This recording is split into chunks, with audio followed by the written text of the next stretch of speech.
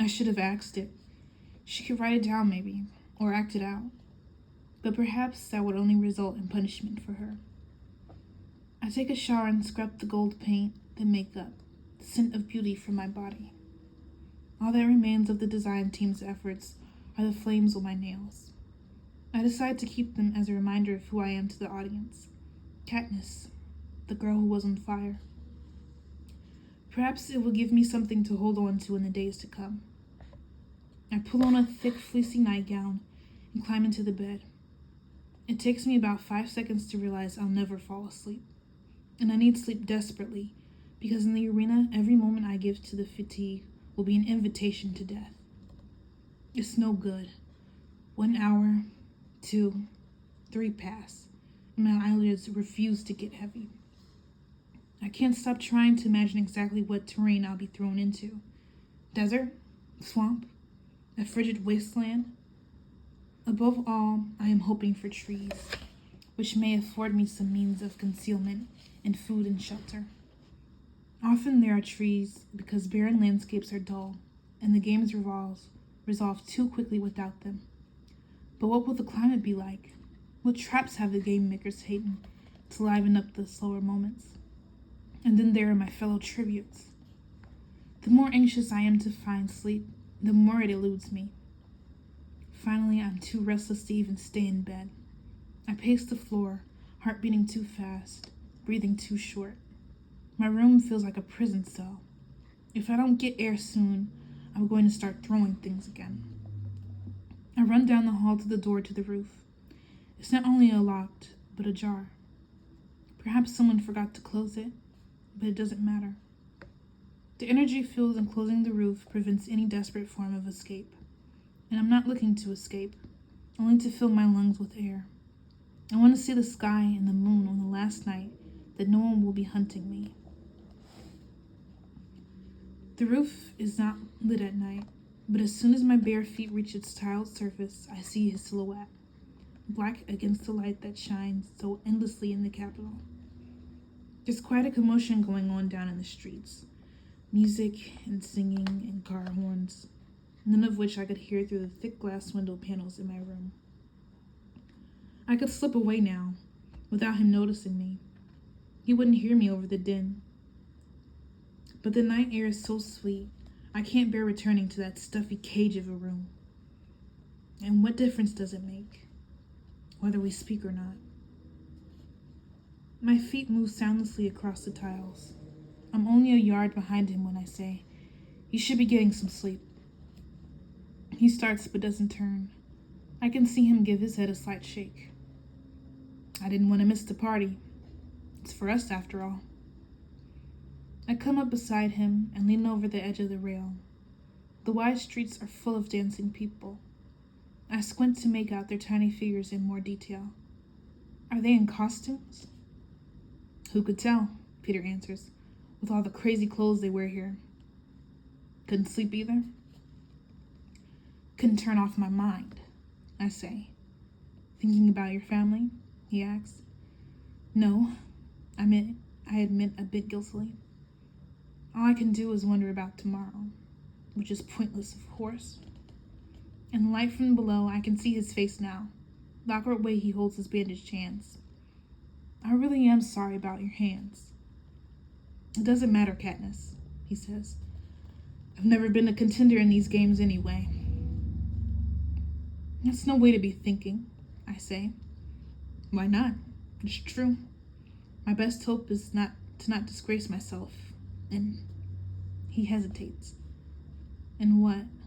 I say. I don't know how to say it exactly. Only, I want to die as myself. Does that make any sense? He asks. I shake my head. How could he die as anyone but himself? I don't want them to change me in there, turn me into some kind of monster that I'm not. I bite my lip, feeling inferior. While I've been ruminating on the availability of trees, Peter has been struggling with how to maintain his identity, his purity of self. Do you mean you won't be able to kill anyone? I ask. No, when the time comes, I'm sure I'll just kill like everybody else. can't go down without a fight. Only I keep wishing I could think of a way to show the Capitol they don't own me. That I'm more than just a piece in their games, says Peter. But you're not, I say. None of us are. That's how the games work.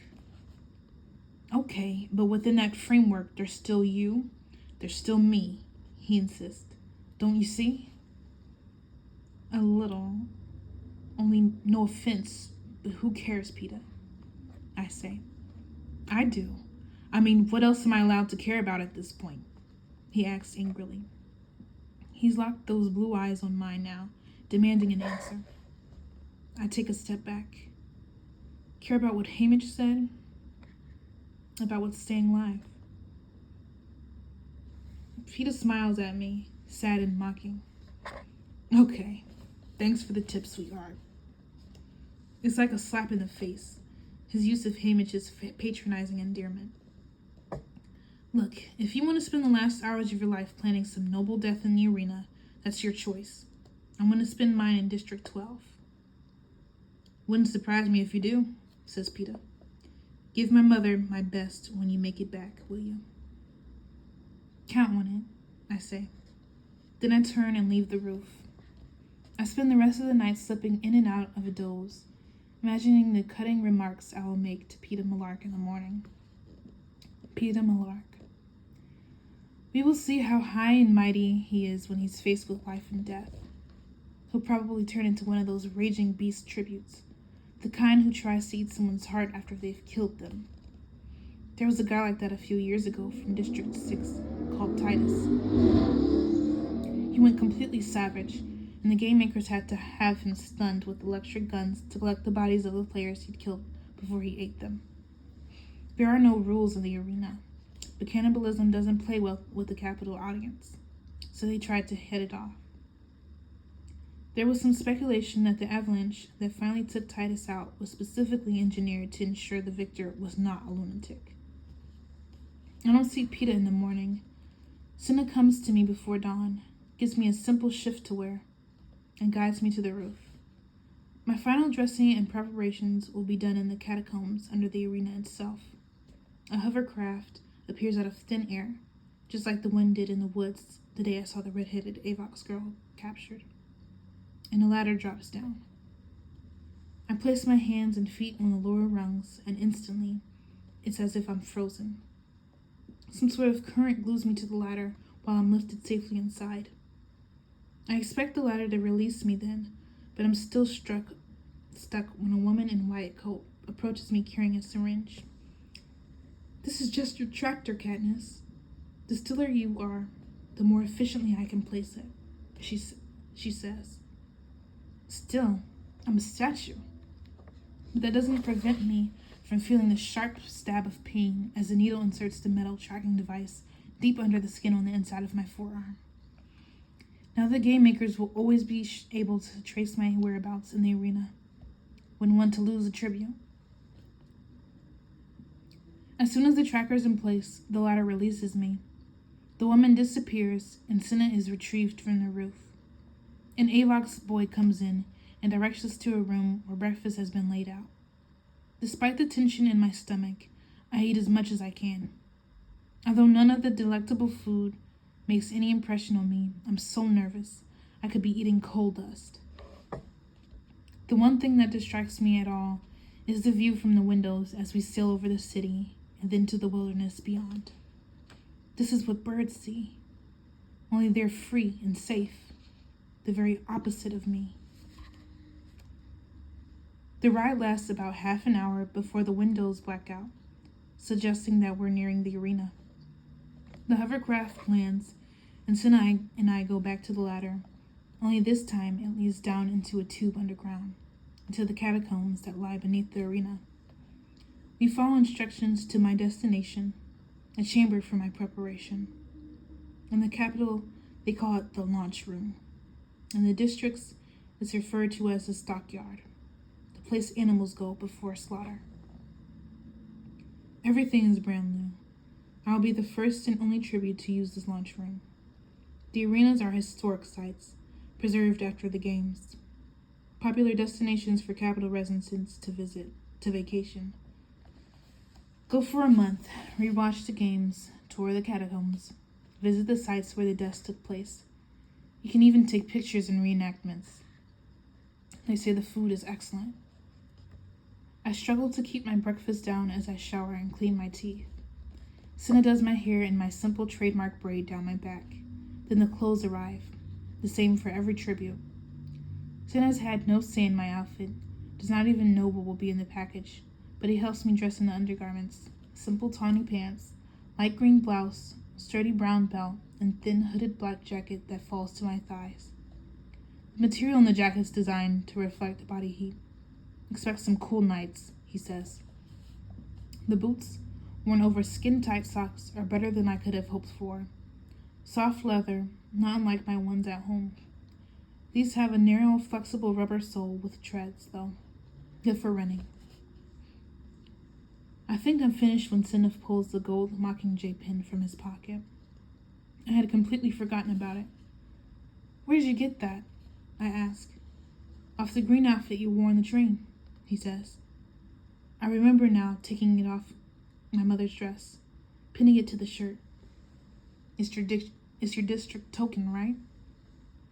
I nod, and he fastens it to my shirt. It barely cleared the review board. Some thought the pin could be used as a weapon, giving you an unfair advantage. But eventually they let it through, says Senna. They eliminated a ring from that District 1 girl, though. If you twisted the dim stone, a spike popped out. Poisoned one. She claimed she had no knowledge the ring transformed, and there was no way to prove she did. But she lost her token. There, you're all set. Move around. Make sure everything feels comfortable. I walk, run in a circle, swing my arms around. Yes, it's fine. It fits perfectly. And there's nothing to do but wait for the call, says Senna. Unless you think you could eat any more.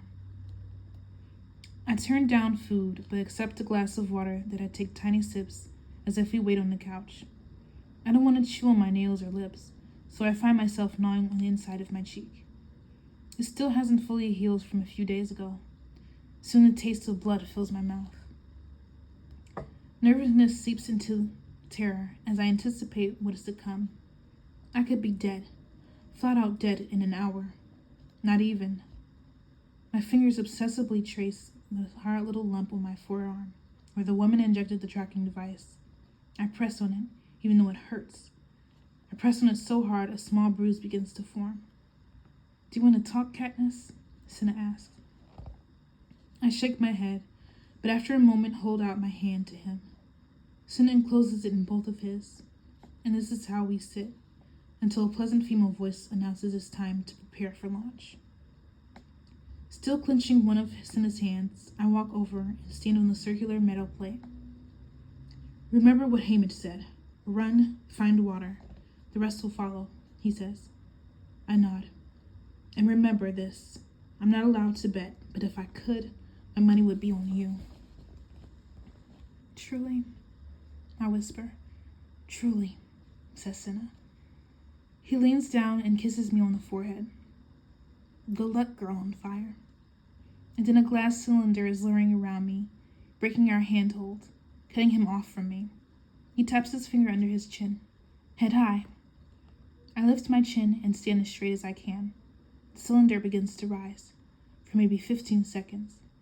I'm in darkness, and then I can feel the metal plate pushing me out of the cylinder, into the open air. For a moment, my eyes are dazzled by the bright sunlight, and I'm conscious only of a strong wind with the hopeful smell of pine trees. And then I hear the legendary announcer, Claudia Templesmith, as his voice booms all around me. Ladies and gentlemen, let the 74th Hunger Games begin.